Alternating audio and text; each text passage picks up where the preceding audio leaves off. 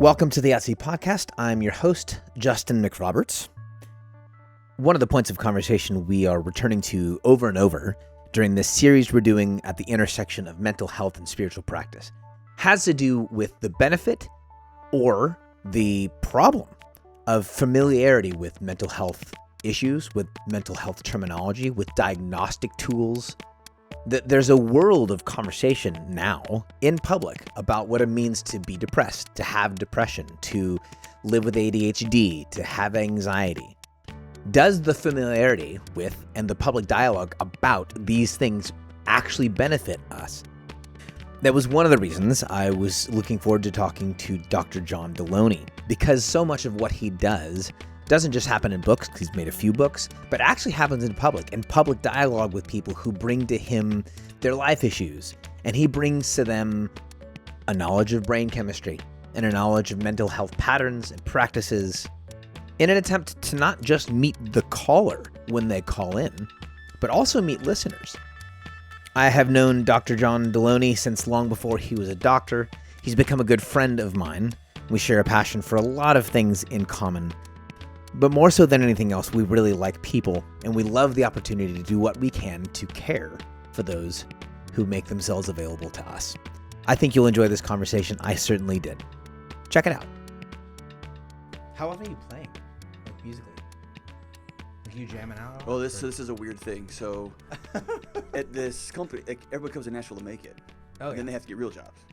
And so it started probably like being a radio talk show host, like a real job. That guy, yeah. Exactly. Yeah, exactly. Like engineers and digital designers or whatever. Mm-hmm.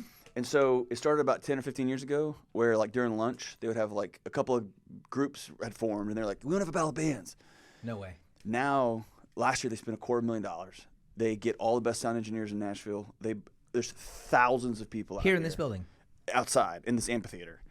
And it's a chaotic mayhem. But like the band we put together 2 years ago, we just played old 80s hair metal. The drummer was in the American Idol band, and then one of the guitarists started Need to Breathe, and now he's like a. Oh my gosh! But so it's like all these musicians are everywhere in this building. Admins. Yeah. And so we play a lot. Yeah. It's fun. That is fun. I need it just to go do, but I don't play like shows. No, but I mean, like, you practice like how? I play guitar every day. It's like every day. It's part of my routine. Yeah. And you've been doing, because when you and I met, I've been playing since I was a kid. Yeah, you were playing guitar, Yeah. writing songs. I want to be in a metal band so bad. I want to be in a punk band more than anything in the world. Yeah. And then when I saw Bieber, I was like, you can get that same energy. You can take over a crowd, but I can just count on myself. Yeah. And I wasn't good at that. I wasn't good at that. You know who's doing it the best? Frank Turner. Do you know that guy? He is absolutely fantastic. When I heard him, punk rock. I was like, that's what I had in my head. Yes, that I couldn't. I wasn't good enough to do. It totally is. He's very punk rock. Like he's a savant writer. Like but he's got this folky edge. He has these Dylan elements to some what he does. And I can tell he's put in the work. Energy-wise, he's very posy. He's put in the work to like learn the old like Irish and English standards. That's what it's I'm like saying. You know what I mean? Like it's like their Woody Guthrie's. He like. It looks 100%. like he learned it. That's what I'm saying. He has this sort of Dylan-esque the lyric structure, some of his stuff, but like his energy is very like the Pogues. Yeah, oh yeah. Like when they're like digging in. Yeah, dude. It's so fun. I went. Social Distortion is my favorite band ever. Yeah. And so good. I watched them, and then he was the opener, and he comes out, and he's this British guy. Is this how you discovered him? This is how I discovered him. Oh my God. It's at House of Blues in Houston. There's 2,000 people, and those are the old like. Shaved head, black boots punks, not the green hair Green Day punks, right? Different. They're like those arms. Are my punks are the green hair. It's green like the rancid punk. Yeah, these are like the crossed arm punks. Like where's Mike Ness? And this guy comes out and he starts singing this folky. He's got a deep accent, which you got Social D fans plus Texas equals you're not from here, right? Yep. And then by the end of that show, dude, that whole crowd, and I remember just it was just magic. It was powerful, and I was like, that guy's got it. You went and saw him live last year, right? Well, I see him live all the time, and I see him as soon as I can. Since I started listening to him, I love his stuff. Yeah. Recorded. I can't imagine going to seeing a live set and not leaving a fan. Oh, it's infectious. Yeah. It's like hanging out with a great friend who's really smart, and it's just fantastic. Yeah, it's fun. It's like there are certain athletes who are that way. It's like you don't even have to like the sport, but there's certain athletes that guy's just awesome to watch. They play in such a way that you're like, all day. I'll watch that guy play. Who's that shooter? I just lost his name for Golden State. You're talking about Steph Curry. Like I'm not a basketball guy. I watch that guy so all fun. day. All day. Yes. Yeah. 100%.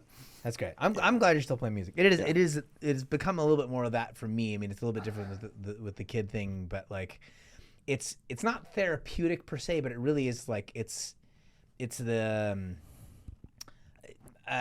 part of who I am that like I don't need to function in the world the way it used to. Yeah. But I need it for me to feel complete. And when I put it down, I made the mistake in the past where I'm like, I'm just kind of done with it. Yeah. And then I wouldn't have, I couldn't have identified like, what is that? Feels like I'm missing. It's like I didn't eat breakfast or something. Like, what is that? It's like, oh, I want to be making music. As I got down the nerd rabbit holes with how your brain works, I realized I was hitting the teeter-totter. If it was probably like a 5-sided teeter-totter, but I was hitting it too hard on certain things. Just so I'm like, I need more knowledge. I need more info. Yeah. And I didn't realize that if you stop using, your body's just so incredibly designed. If you stop using part of it, it pulls resources, right? Yeah. And so I do it. That completeness, that's a great word. Like, it gives me something to sit down. I like learning old Skid Row solos. Yeah. They're hard, and I don't understand how they play all that stuff. But it like gives me something to practice that I don't know how to do. Yeah. It's just out of my reach, and I have to work hard at it. It has no bearing on my life, but I feel like it resets. I don't know. It sets the teeter-totter back in balance. In the context of wholeness, I mean, part of some stuff that you and I have talked about personally is like when we're going to talk about like brand versus identity here in a minute. But when you're talking like your vocation, and you're at you're at the party, you're at a gathering, and someone introduces you to someone, and they ask you like, what do you do? At this phase of your life, if you were to introduce yourself and this is what I do, how do you answer that question now? Like, usually it's, I'm just a mental health guy. Yeah. Like broadly, that's just like, I'm a mental health I like guy. to help people. Yeah. So a counseling professor years ago gave us this exercise that was transformative for me. And what she said was, by this stage in your academic career, we're all pretty good with words. Yeah. And she said, so they stop meaning things because you're manipulating them. She said, I want you to not write down what your vision statement is, what your purpose statement is, but you draw a picture of it.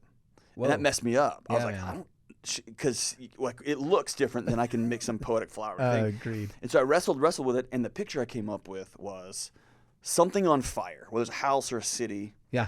And it was me on a curb, and I was reaching over, lighting somebody's cigarette. Oh, wow. And I remember, like, when it all falls apart, I'll be there. I'll sit with you. That's really good. And that became I did that when I was 16 at Burger King. You could feel that heat off somebody who was just like, and you just be like, hey, man, how are you? And their whole composition comes down, or whatever the nonsense I'm doing now, or running into a building and someone's just the taking thread. their life. It's all, I'll just show up. Is that helpfulness? Yeah. And so you can't say that in a party, but so I can just say I'm just a mental health guy. Because I'm going to get fired from this. Like, there's no question. No question. This doesn't last forever. It doesn't last And so I'll get fired, and then I'll go do something else. Yeah. But wherever I end up, hopefully, you'd be helpful. I'll walk into the mess and help be a part of calming the situation down. That was in college? Did you have that exercise? No, it was maybe 10 or 15 years ago. It was like wow. maybe a decade ago. It was when I was an adult. Did you would you have felt or like had a sense of that thread? Because that's part of the trick for folks, right? Is when we talk about vocational change, moving from one season. This is not the first job you've had. Like, folks have job turnover now. I don't know what the stats are now, but it's madness. But it's like the average job turnover somewhere between every like 2 to 3 years. And that includes people who've been, 20 years in certain jobs, which is ridiculous. Yeah. But like, when folks change jobs, there is this sense of like identity loss. Like, did you feel a thread as you've moved through like multiple jobs? Did you kind of feel a thread? Did you were you chasing the job? Were you chasing the feeling? Yeah. So a transformative moment for me was realizing whatever new job I get, I go with me. And so, yes, I was pathological, psychotic about, I've got to get this job title so that I can get this dollar amount so that I can finally be okay. That was in your brain early. It was, or like, at this age, you will make this. I had set you will make 6 figures by the time you were 35. That was an action. There was not a fallback plan. That was your plan? Yes, and it didn't happen. Age, dollars. And it was 35, 36 was a like a spiraling out for me. Yeah. And then 37 became, I bet I could cobble together 14 different jobs. And then I realized, I got it, and everything had fallen apart, right? So it was like... That's such a different plan. Oh, dude. It's such a different plan to be like, at 35, I'm going to be making this much money to like, I'm just going to have a bunch of jobs. I will figure out a way to get it. And so, and that's like kind of the Instagram hustle. It's like, you can, dude. You actually can. Yeah. And you'll lose everything. And so the idea was, who are you all the time, regardless of that's really good. Job title? Who are you... I think it was Peterson. Andy Peterson said, "Your community defines your calling," and that was really heavy for me because I sat back and said, "Okay, what do my friends call me for?" Yeah. Oh, they call me when their wife is sick, when their kid is in jail, when someone's going to take their own life. They call me. That's what my role is, to come into heavy moments, not to go wear a suit and be some vice president somewhere. Yeah. And so it was sitting back and listening to. Because I feel like my trajectory is almost always out of pain. Somebody told me I couldn't do something. My sister was on the academic decathlon team. My brother missed like 2 questions on the ACT. Yeah. That's why I've got 2 doctorates. Not because I was always like, I'm smart too, guys. I'm smart too. And everyone's like patting me on the head because I was a jock. And they're like, you're cute. Good job, John. It was it was just chasing. Yeah. Never stopping to be like, hey, what is my church community? What do my friends call me for? Yeah. They call me when things get sideways. Like that's vocation for me. That's really good. And that's going to be whatever job I happen to take.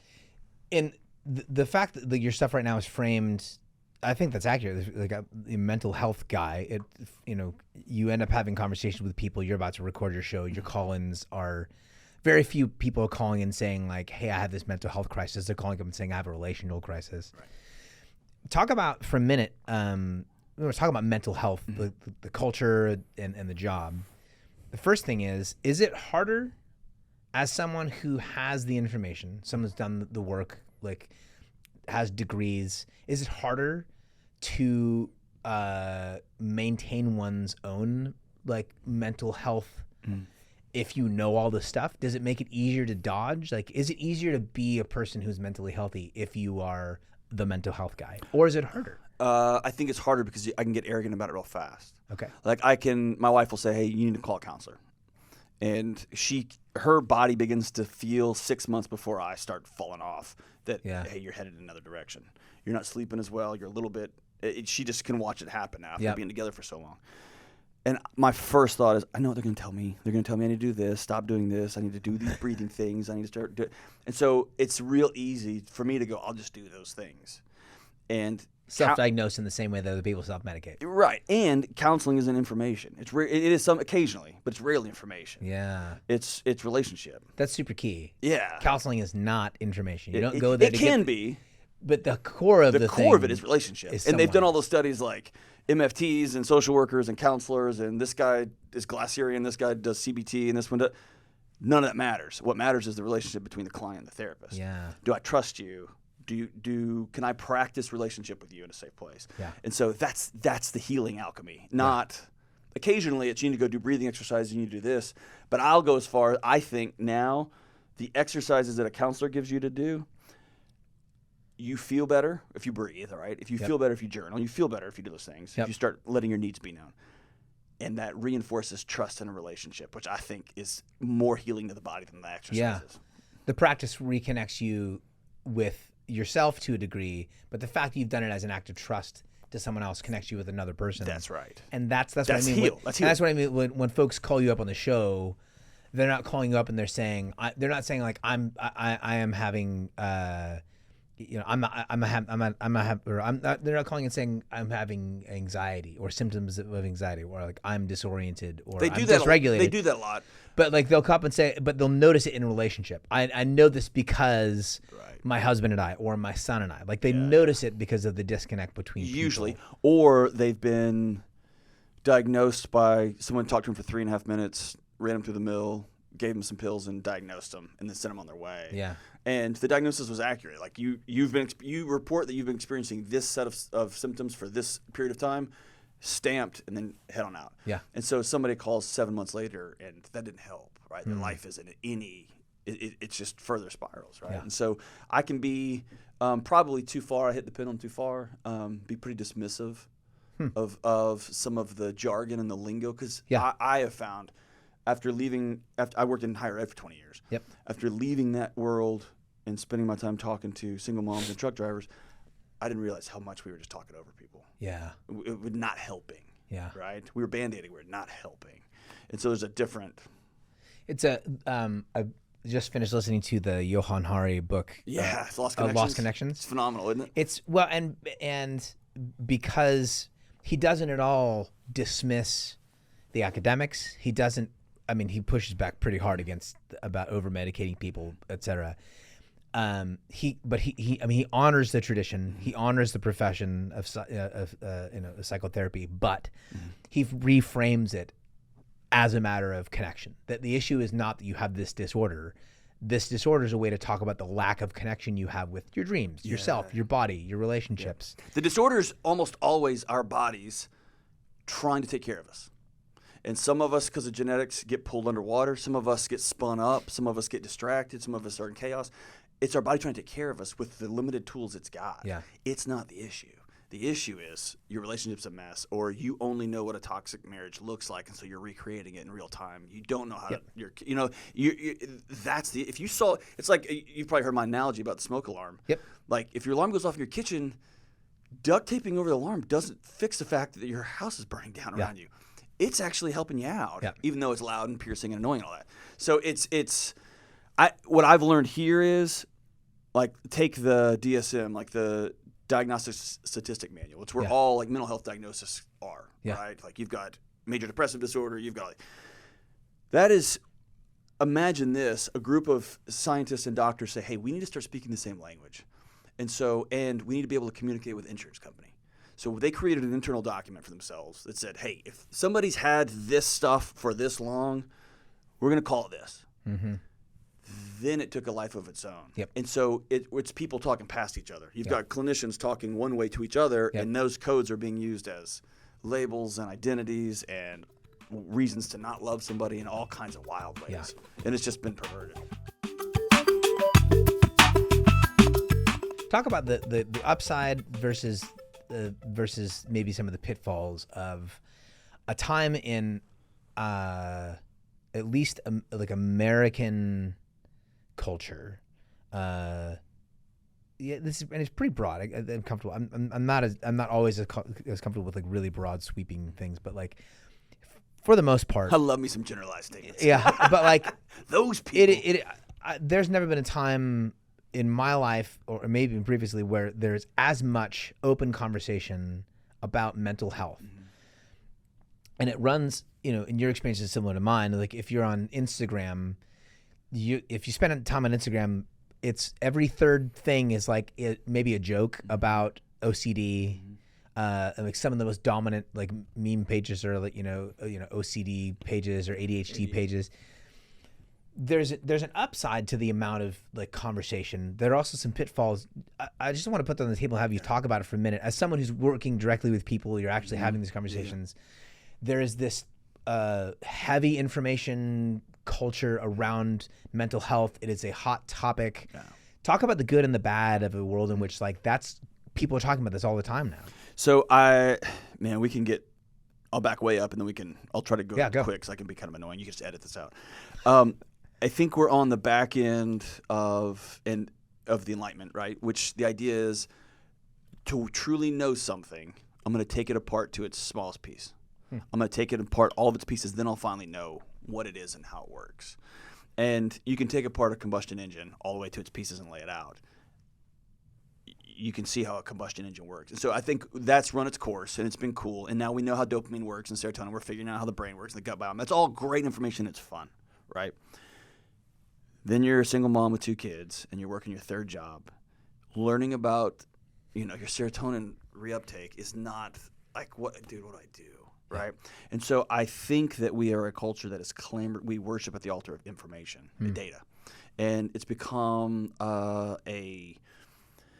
it's become a way to curb anxiety. I just need more information. And how many you and I both have probably benefited financially from, hey, so you have a cup of coffee. Yeah. Can we talk? Yep. Because somebody wants to, like, just go do it. Make the record, dude. You know, or just go quit the job and go start something else. Yeah. And so we just need more data. And it's become this trap. So You fast forward all the way to this idea of mental health.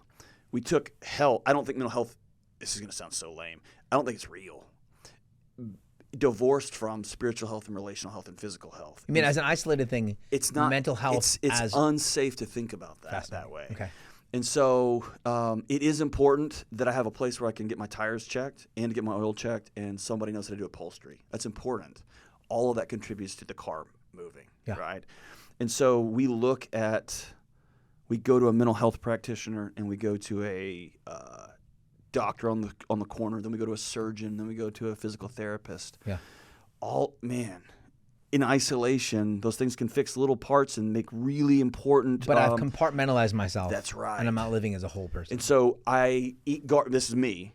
I mainline. I have like a comical addiction to gummy candies, like a problem. And do you have a favorite one? Dude, anything.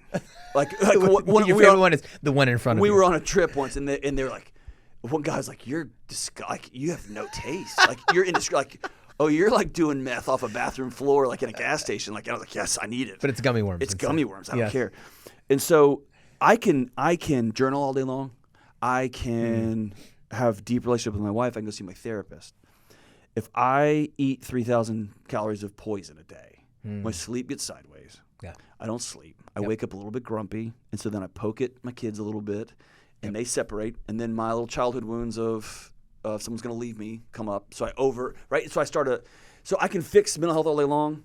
So I say that to say I think globally we've got an issue because we're talking about it in isolation, and we're trying to divorce it from, dude, you got to have friends. Yeah. So there's one of the pitfalls to like mental health meme culture and all the conversations about it is we put it on a pedestal, we idolize it, we make it a thing as opposed to a thing, it's a part of a stream. Yes. The connection to everything. So that's one. The best thing that's happening right now is really important social norming.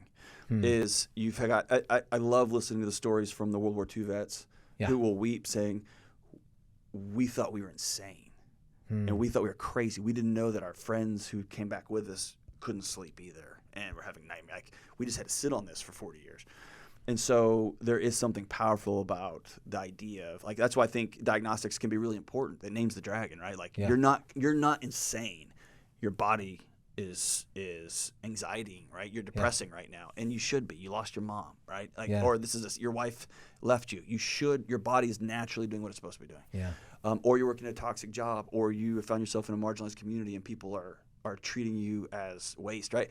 Your body should be rattling at the seams. The idea that you're not okay, but it's not wrong that you're not okay. That's right. Yeah. And so there's a social norming that I think is really important. Yeah. The balance is that the social norming doesn't come over and become a life of victimization, a life of, well, this is just the way this is, a life of, oh, I have anxiety, like I have the flu. Like it's a thing that came upon me and will always be with me. Yep.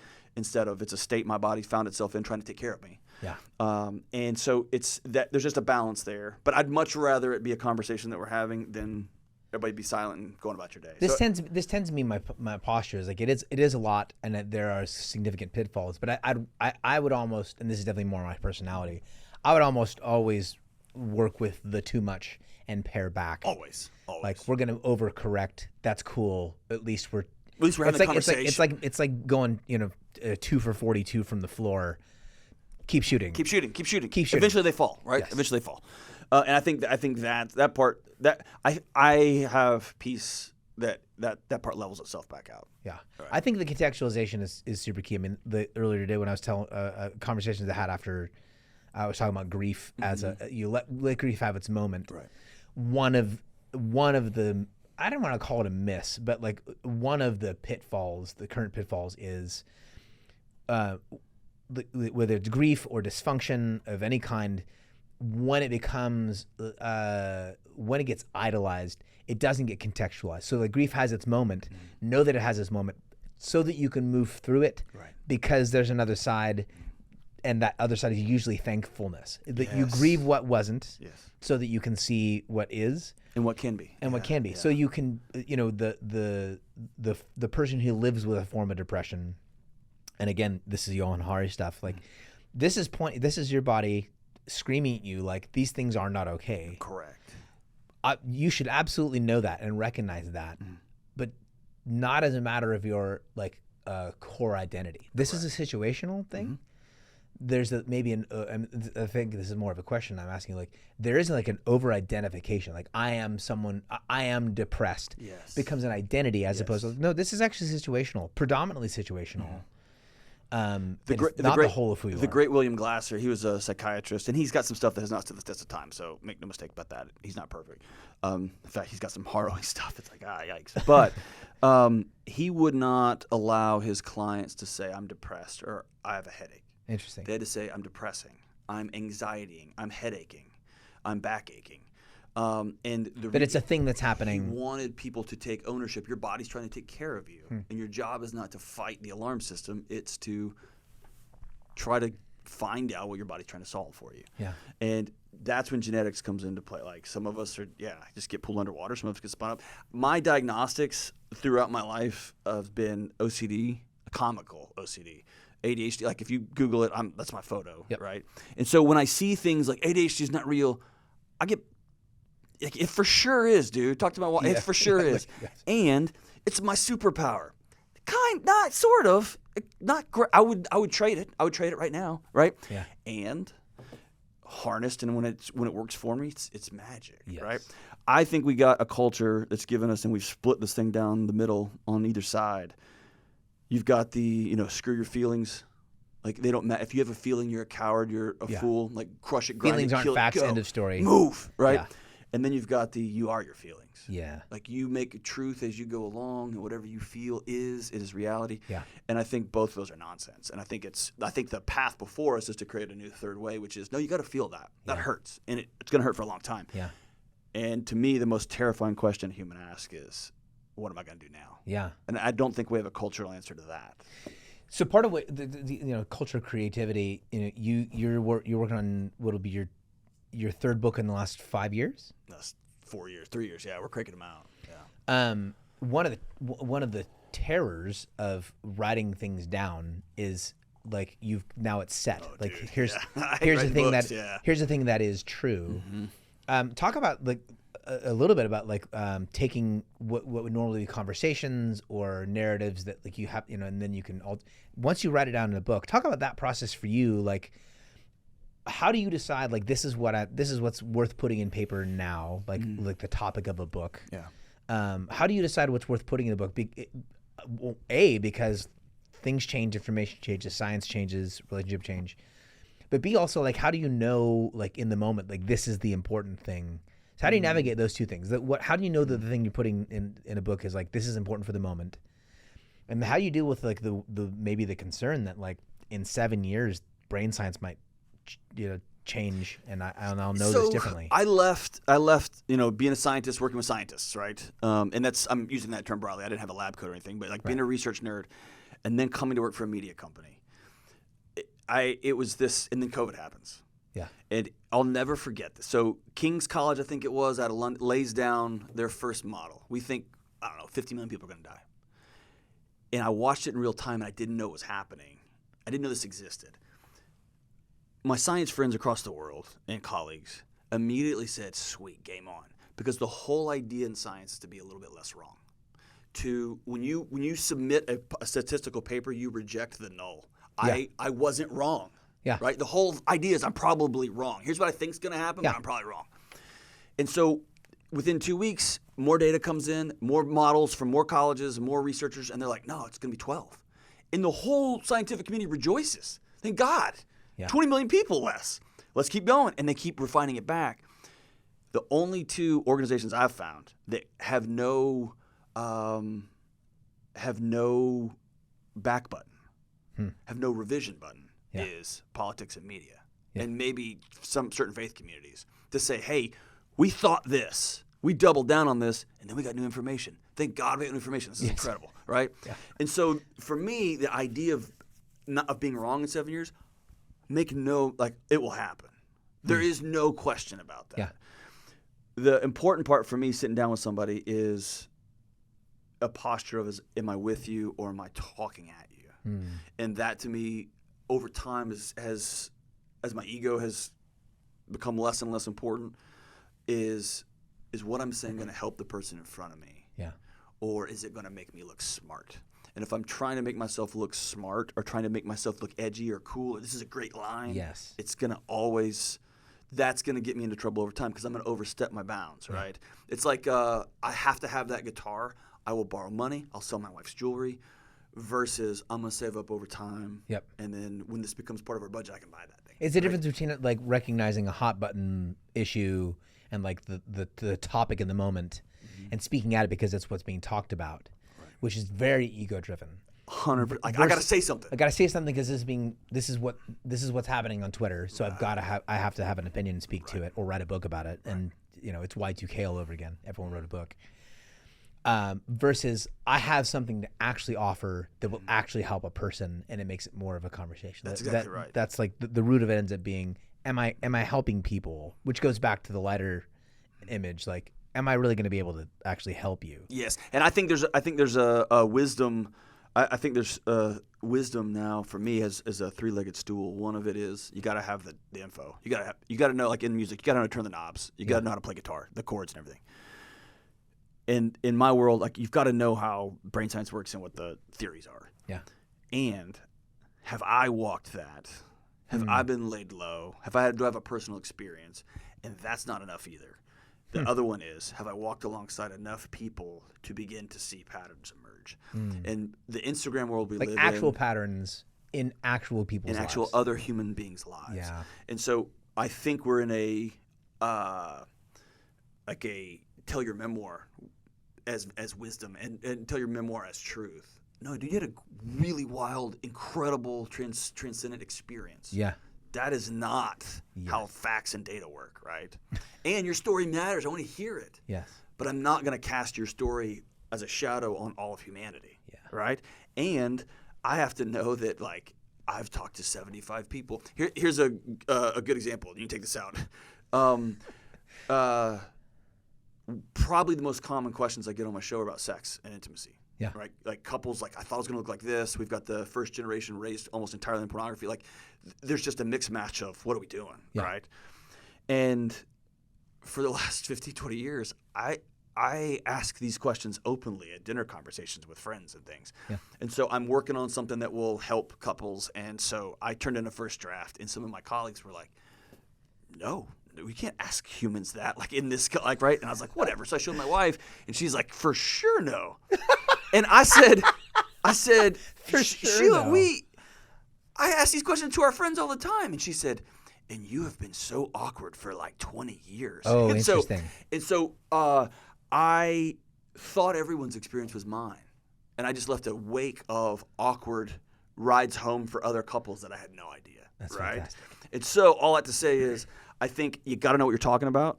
You have to having some personal experience is really, really important, and you've got to have walked alongside enough people that you see things begin to emerge. And so when you put all three of those together, and then I sit down and say, I wouldn't tell him that. I'd probably tell him this.